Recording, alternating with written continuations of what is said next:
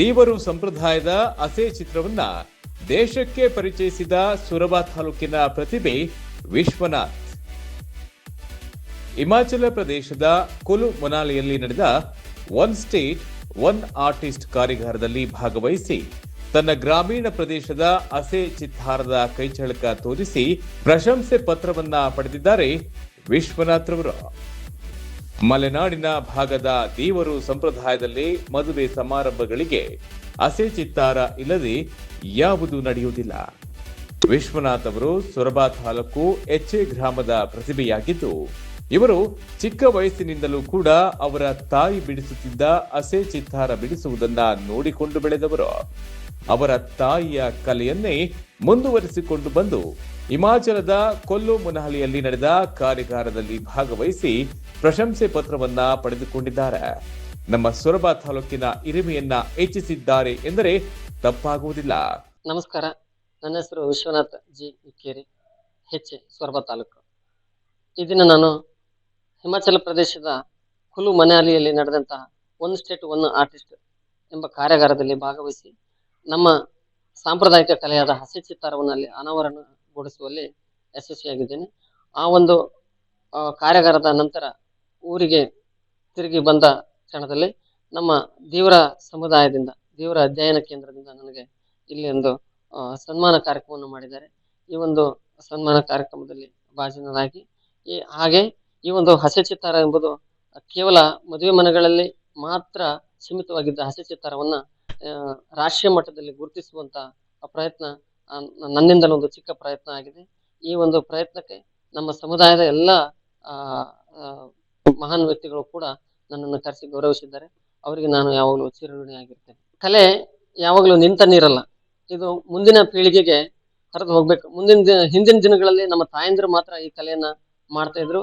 ಹಾಗೆ ಈ ಕಲೆ ನಶಿಸುವತ್ತ ಸಾಕ್ತಾ ಇತ್ತು. ಅಂಥದ್ರಲ್ಲಿ ನಮ್ಮಂತ ಯುವಕರು ಮತ್ತು ಮುಂದಿನ ಪೀಳಿಗೆ ಈ ಕಲೆಯನ್ನು ಮುಂದುವಯ್ಬೇಕು. ಆ ಮುಂದುವಯ್ಯೋದ್ರ ಬಗ್ಗೆ ನಮ್ಮಂತ ಚಿಕ್ಕ ಪುಟ್ಟ ಕಲಾವಿದರು ಮತ್ತು ಸಮುದಾಯದ ಎಲ್ಲ ಪ್ರಮುಖರು ಸೇರ್ಕೊಂಡು ಈ ಒಂದು ಕಲೆಯನ್ನು ಮುಂದೆ ಹೋಗ್ಬೇಕು. ಅಂತಾರಾಷ್ಟ್ರೀಯ ಮಟ್ಟದಲ್ಲೂ ಕೂಡ ಈ ನಮ್ಮ ಹಸೆ ಚಿತ್ತಾರದ ಕಲೆ ವಿಜೃಂಭಿಸ್ಬೇಕು ಅಂತ ಈ ಮೂಲಕ ನಾನು ಕೇಳ್ಕೊತೀನಿ. ಹಾಗೆ ಈ ಹಸೆ ಚಿತ್ತಾರದ ಮುಂದಿನ ಭಾಗವಾಗಿ ಮುಂದಿನ ದಿನಗಳಲ್ಲಿ ನಾನು ಮನೆಯಲ್ಲಿ ಕೂಡ ಒಂದು ಹಸೆ ಚಿತ್ತಾರದ ಒಂದು ಆರ್ಟ್ ಗ್ಯಾಲರಿಯನ್ನು ಮಾಡ್ಬೇಕು ಅನ್ನೋ ಒಂದು ಉದ್ದೇಶವನ್ನು ಹೊಂದಿದ್ದೇನೆ. ಹಾಗೆ ಮುಂದಿನ ಪೀಳಿಗೆಗೆ ನನ್ನಿಂದ ಆದಂತ ಕಾರ್ಯಾಗಾರಗಳನ್ನ ತಾಲೂಕು ಮಟ್ಟದಲ್ಲಿ ಹಾಗೂ ರಾಜ್ಯ ಮಟ್ಟದಲ್ಲಿ ಎಲ್ಲಿಯಾದ್ರೂ ಕೂಡ ಕಾರ್ಯಾಗಾರಗಳನ್ನು ಮಾಡಿ ಮುಂದಿನ ಪೀಳಿಗೆಗೆ ಈ ಕಲೆಯನ್ನ ಉಳಿಸ್ಬೇಕು, ಬೆಳೆಸಬೇಕು ಅನ್ನೋ ಉದ್ದೇಶವನ್ನು ಹೊಂದಿದ್ದೇನೆ. ದೇವರು ಸಮುದಾಯದ ಎಲ್ಲ ಮುಖಂಡರುಗಳು ಇವರ ಕಾರ್ಯವನ್ನ ಹರ್ಷದಿಂದ ಸ್ವಾಗತಿಸಿದ್ದಾರೆ. ಒಂದು ರಾಜ್ಯ ಒಬ್ಬ ಕಲಾವಿದ, ಒನ್ ಸ್ಟೇಟ್ ಒನ್ ಆರ್ಟ್. ಅದರಲ್ಲಿ ನಮ್ಮ ತಾಲೂಕು ಇಡೀ ರಾಜ್ಯಕ್ಕೆ ಒಬ್ಬ ಹುಡುಗ ಆಯ್ಕೆ ಆಗ್ತಾನಂದ್ರೆ ಸುಮ್ಮನೆ ಮಾಡ್ಲಿಕ್ಕೆ ಸಾಧ್ಯ ಇಲ್ಲ. ಯಾಕಂದ್ರೆ ಜರಡಿಕ್ಕಿಂತನೂ ಅನೇಕ ಸಣ್ಣ ವ್ಯವಸ್ಥೆಯಲ್ಲಿ ಜರಡಿಸುವ ವ್ಯವಸ್ಥೆ. ಯಾಕಂದ್ರೆ ಇವತ್ತು ಎಲ್ಲ ಬುದ್ಧಿವಂತರಿಗೆ ಪೈಪೋಟಿ ಇರತಕ್ಕಂಥ ಜಗತ್ತು. ಆ ವಿಚಾರದಲ್ಲಿ ನಮ್ಮ ಊರಿನ ಹುಡುಗ ಅಥವಾ ನಮ್ಮ ತಾಲೂಕಿನ ಹುಡುಗ ಆ ವ್ಯವಸ್ಥೆಯಲ್ಲಿ ರಾಜ್ಯಕ್ಕೆ ಒಬ್ಬ ಆಯ್ಕೆಯಾಗಿ ಹೋಗಿ ಅಲ್ಲಿ ಒಂದು ಪ್ರಶಸ್ತಿ ಪತ್ರ ಪಡಿತಾನಂದ್ರೆ ಆತ ನಮ್ಮ ಈ ಕಲೆಯನ್ನ ಎಷ್ಟರ ಮಟ್ಟಿಗೆ ಅದನ್ನ ಪ್ರಬುದ್ಧಮಾನವಾಗಿ ಚಿತ್ರಿಸಿ ಎಲ್ಲ ನ್ಯಾಯಾಧೀಶರ ಒಂದು ಗಮನವನ್ನು ಸೆಳಿತಕ್ಕಂಥದ್ದು ಮುಖ್ಯ. ಸುಮ್ಮನೆ ಎಲ್ಲರೂ ಬರೀತಾರೆ. ಇಲ್ಲಿ 3 ರಾಜ್ಯಗಳು ಒಂದು ಬೋರ್ಡಲ್ಲಿ ಚಿತ್ರ ಬರೀತಾರೆ. ಅದರಲ್ಲಿ ಇವನು ಸೆಂಟರ್ ಪಾಯಿಂಟ್ ಏನು ಮಧ್ಯಕ್ಕಿದ್ದಾನೆ. ಯಾಕಂದ್ರೆ ನನಗೊಂದು ಫೋಟೋ ತೋರಿಸಿದ್ರು. ತಾನೇ ಬರೆಯೋದು ಒಂದು ಗೋಡೆ ಚಿತ್ರದ ಮೇಲೆ ಅಥವಾ ಒಂದು ಹಲಗೆ ಮೇಲೆ ಬರ್ತಕ್ಕಂಥದ್ದು ಸಹಜ. 3 ಜನ ಕಾಂಪಿಟೇಷನ್ ಇದ್ದೀವಿ, ನಂದು ಹೆಚ್ಚಾಗಬೇಕನ್ನೋದು ನನಗೂ ಒಳಗಿರುತ್ತೆ. ಅಲ್ಲಿ ಸಹನೆ ಕಳ್ಕೊಂಬಾರ್ದು.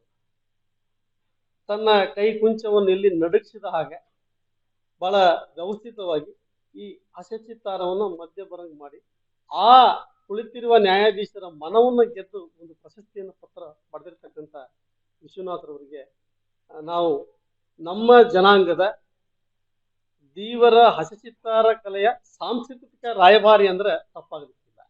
ಅದರಲ್ಲಿ ತಗೊಂಡು ಹೋಗ್ಬೇಕಲ್ಲ, ಅವನು ಎಲ್ಲರೂ ಹೋಗ್ಲಿಕ್ಕಾಗಲ್ಲ. ದೇವ್ರ ಜನಾಂಗದ ದೇವ್ರು ಹೋಗಕ್ಕಾಗಲ್ಲ, ಅಥವಾ ಇನ್ನೊಬ್ರು ಯಾರೋ ಹೋಗಕ್ಕಲ್ಲ. ಯಾರೋ ಒಬ್ಬ ಕಲಾವಿದ ಅದನ್ನ ಆ ಮಟ್ಟಕ್ಕೆ ತಗೊಂಡು ಹೋಗ್ತು ರಾಷ್ಟ್ರ ಮಟ್ಟದಲ್ಲಿ ಗುರುತಿಸುವ ಹಂತ ನಡೆದಿದೆ. ಅವರಿಗೆ ದೇವರು ಇನ್ನೂ ಹೆಚ್ಚಿನ ಶಕ್ತಿಯನ್ನು ನೀಡಲಿ. ಇವರ ಪ್ರತಿಭೆಗೆ ಕರ್ನಾಟಕ ದೇವರು ಸಾಂಸ್ಕೃತಿಕ ಅಧ್ಯಯನ ಸಂಸ್ಥೆ ಹಾಗೂ ತಾಲೂಕು ದೇವರು ಬಳಗದಿಂದ ಸೊರಬಾದ ಪ್ರವಾಸಿ ಮಂದಿರದಲ್ಲಿ ವಿಶ್ವನಾಥ್ ಅವರಿಗೆ ಸನ್ಮಾನಿಸಿ ಗೌರವಿಸಲಾಯಿತು.